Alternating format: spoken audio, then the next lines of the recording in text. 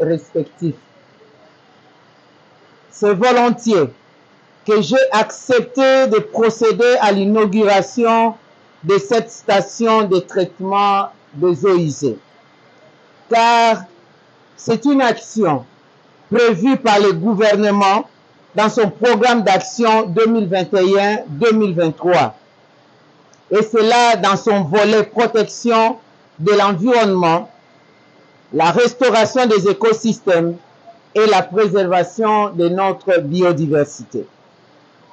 Mesdames et messieurs, la cérémonie de ce jour, 5 juin 2023, coïncide heureusement avec la célébration de la 51e Journée mondiale de l'environnement, placée sous le thème de solutions à la pollution plastique.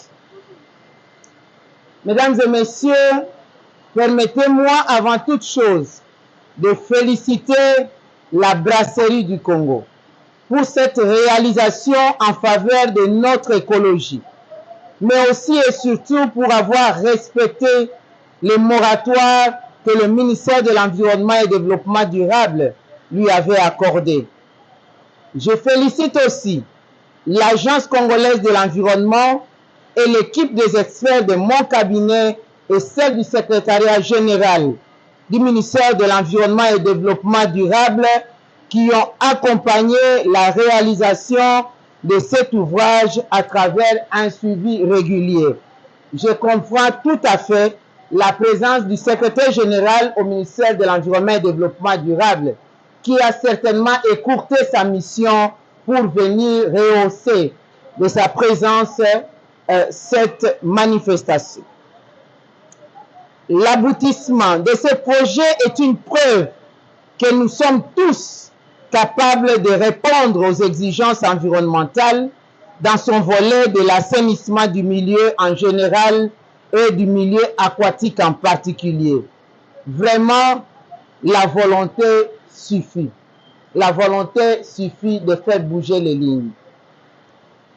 Le ministère de l'Environnement et du Développement durable a la responsabilité d'accompagner les institutions et les personnes à lutter contre la pollution du sol et des ressources en eau par des déchets toxiques ou pas, biodégradables ou non biodégradables.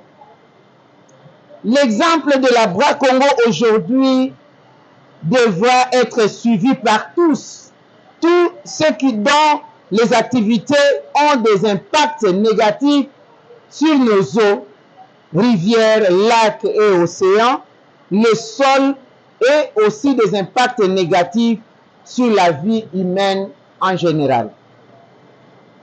Nous avons donc tous le devoir et l'obligation de protéger notre environnement pour soutenir notre existence commune aujourd'hui et demain.